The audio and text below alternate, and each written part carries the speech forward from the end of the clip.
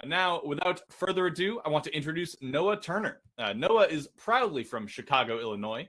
He started his professional career coaching soccer all over the Midwest before returning to Chicago to be coach for FC Barcelona Academy. Then when COVID hit, he began to teach himself to code and eventually enrolled in Thinkful's full-stack software engineering program. After graduating, he started his developer career freelancing with the nonprofit The Chicago Artist Guide. They're fundraising, check them out, before landing here at Petobi. He loves snowboarding in the winter, playing soccer whenever, and of course, his oh-so-handsome Labradane, Chapo. Shout out to Chapo. Chapo's the best. All right, take it away. Shout out to the guy. Thanks, Andrew. All right, how's it going, everybody? Glad to be here. Let's get it started. So Andrew said I will be taking us through a test course of browser automation testing with Playwright.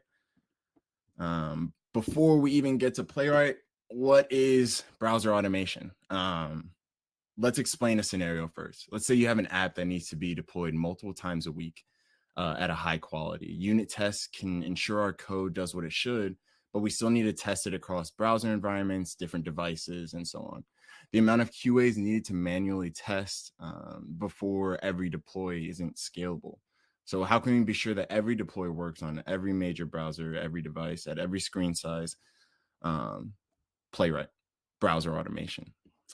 This gives us an extra line of defense behind our manual tests. Of course, no computer is really going to be as active or as available to see some of the changes that we can see in our own applications. But browser automation just allows us to do a little bit more behind the scenes. So now that we kind of get a general understanding of what browser automation is, what are our options here? So your top three contenders, in my opinion, are going to be Selenium, Cypress, and Playwright. Playwright, of course, is what we're going to be discussing today, but it's good to know where we came from in order to get to where we got. So first thing we want to look at is our browser compatibility. From Selenium, Cypress, and Playwright, all three actually support your main browser brands as you'd expect, but there's a difference with Playwright that you'll see that Cypress and Selenium do not cover. Selenium and Cypress will cover Chrome, Safari, Firefox, Opera, which are all browser brands. Let's kind of dive into that real fast before we get into any more. So the difference between a browser project and a browser brand is that a browser project is what the brand is actually built off of. So Chromium, this open source code, is actually the source code for, believe it or not, Chrome, Opera, and Edge, and RIP previously Internet Explorer. For Firefox, they have their own source code, excuse me, their own source code that goes directly for Firefox. And then WebKit handles all your Mac OS, iOS, Linux browsers. So why is this so important? Well, Chromium has probably over 100 different browsers that people are actively building or using. Whether or not they're as popular isn't really what we're focused on. What the positive behind using browser projects is it allows us to test and focus on a lot of different, more versatile browser brands than you would get with Cypress or Selenium. So right off the bat, already higher versatility. Moving up to language compatibility, Selenium takes a cake with the most. Cypress is only available with JavaScript, minus any other additional extensions. And Playwright is available with JavaScript, Java, Python, .NET, and TypeScript. Test runner frameworks. This is really good to know just because with any test library, that does not mean that it has a test runner included with it. Selenium does if you have the architecture to support it. Cypress, upon installing it to your project, it comes with its own test assertion library as well, and it can run well with Mocha. Playwright, again, with its versatility, allows for compatibility with Jest, Jasmine, Ava, Mocha, and Vitest, allowing for just a little bit more compatibility in a number of projects rather than just ones that have Mocha or Jest, so on. Next, we're going to move on to our architecture. Cypress and Playwright are similar with event-driven listeners and architecture. The difference here between Playwright and Cypress and Selenium is that when we think about automation browser testing, we're thinking, okay, well, I want to see everything happen in the browser. That's what I'm expecting.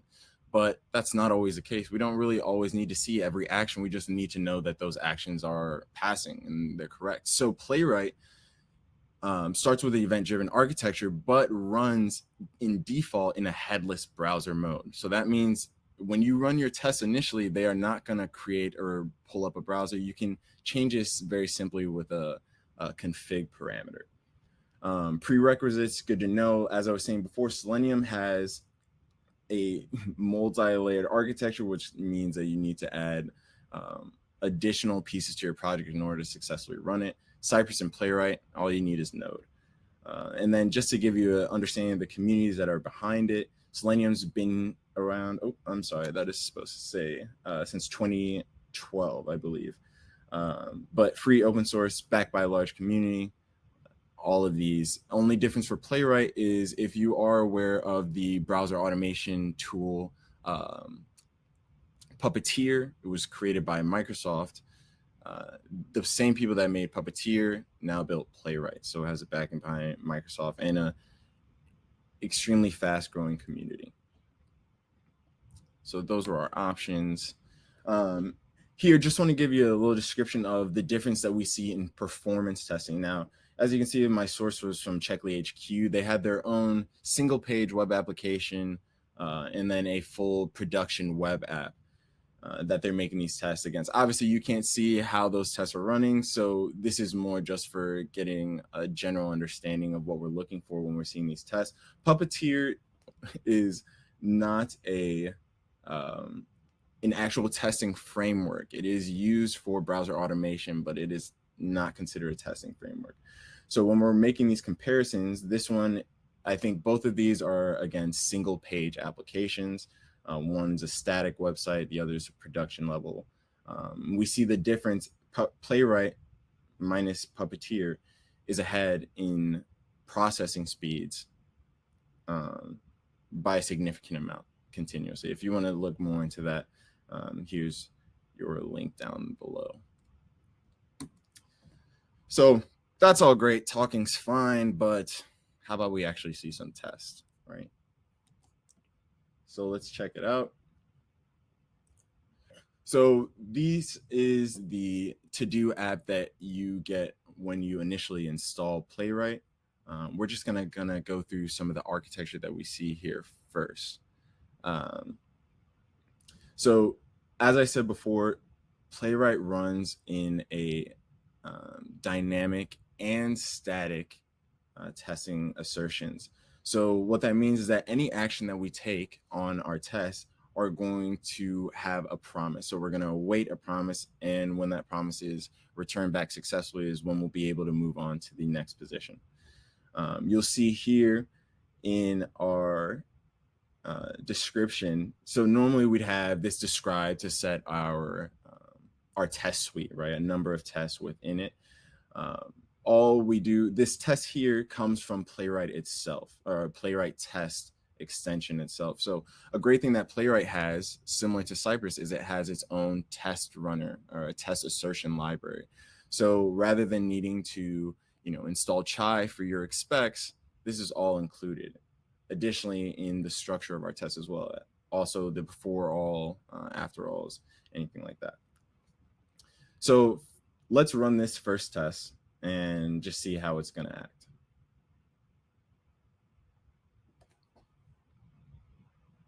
So currently we are in headed mode. We're going to go through each interaction and we'll see that we have a successful test. So very small, nice and easy. But let's say that, okay, cool. Like I understand what it's going to do. I don't really need to see that in reality. Okay, so maybe we'll take off this headless mode. Like I said, it defaults to that position or to a headless mode, and we'll run it again.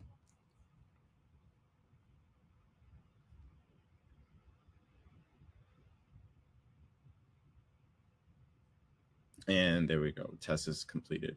Now, last thing I want to show right here is a understanding of how Playwright uses locators. Now, locators takes in a selector that we use to, of course, insert on the page. But in this position here, I'm instantiating the locator on line 16, but 17 and 18 is actually when I'm taking action against it. So Playwright out of the box uses the locator, it does not actually instantiate it in this position. It doesn't actually instantiate the locator until an action is called upon it. This is done so that on any re-render of the page, if this to-do item or this enter button is moved or not in the position that it originally was, it is going to get the most up-to-date position of that selector, of that element. Okay. So now that we know how the tests run, we understand kind of how the structure looks. Let's see what are the tools that Playwright shows or Playwright comes with. So if you saw, the way I was running this test is just clicking out on the border over here. This is actually a extension that Playwright has included that you can download through VS Code, and it gives you a Playwright testing. Oh, I think we hit the wrong test there. So great example here. We ran into an error. Okay, so let's see what our dev tool options that we have with Playwright are. So a great option that Playwright includes are traces. Now, traces are ultimately a culmination of screenshots that are taken throughout a test, whether it's in headless or headed mode, that we can refer to see how the test ran. So this test should allow me to add to-do items. Let's see where I can go to get these results. All right, so this gives me a trace zip. I'm going to copy the relative path. Playwright show trace. Path in. And see what brings up. So here we have the trace viewer, which one of my favorite tools, not only good for just debugging, just for making sure that your tests are running in the expectation that you want them to, right? So in each action, we'll see a position on, looks like we're having some issue loading. Let's try it one more time.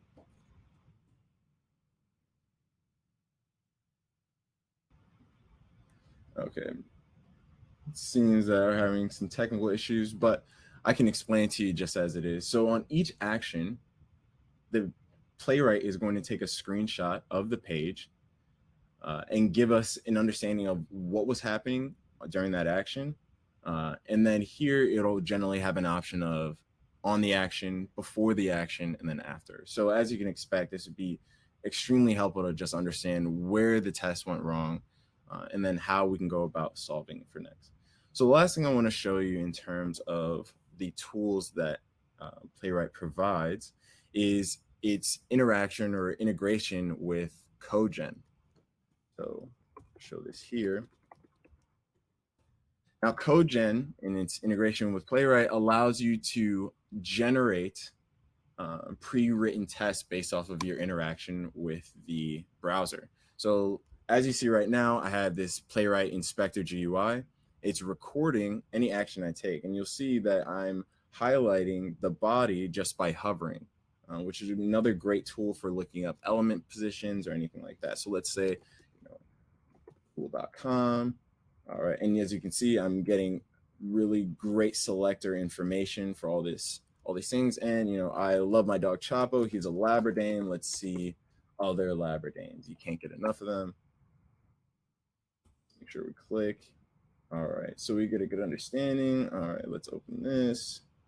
Cool, and we can see that we've picked is a Labradane a good dog, and that's how we're selecting the option.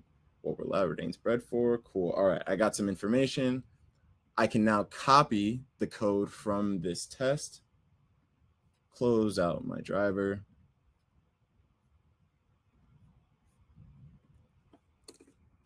and nice and simply paste that test into my test suite. Now, one grain of salt to make sure we're seeing is that these tests are not representative of any environment variables that you might be using or any issues or anything that you might be using locally unless you configure it that way. So as you can see, this URL that we have that shows up when we originally search for Labradanes, this is going to change depending on the user, location, what we're searching, when we're searching it. So right here, I'm not actually really going to expect that. And previously, I have a similar test run. So we're just going to look at that instead to see how that adds up.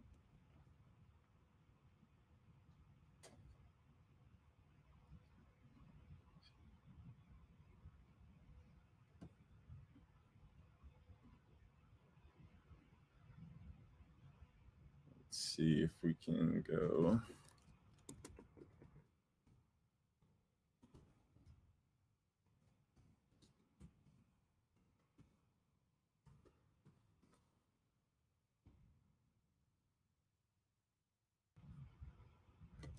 That should work.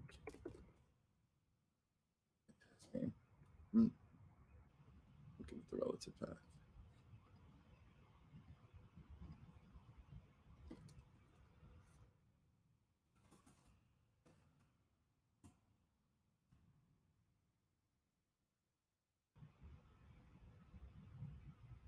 Oh, my apologies, team. We're running this in headless mode, right? So if we wanted to see it in action, we would actually have to make this true.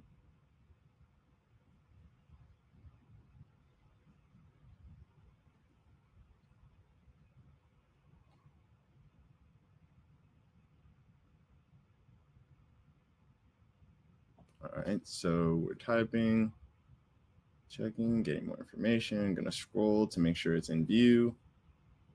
Awesome, got our information, test passes, test closes. So overall, and then last thing we wanna see, just a small bit, obviously those were running extremely slow. That's only because I put this added config so that we can actually see the steps. This taken out, things will happen in milliseconds.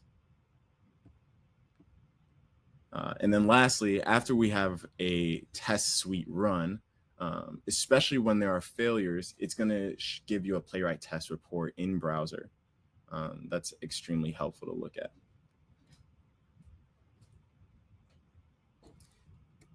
So overall, what are the benefits that Playwright is going to have over our other two competitors of Selenium and Cypress? Performance, test to be seen, obviously, by each individual tester.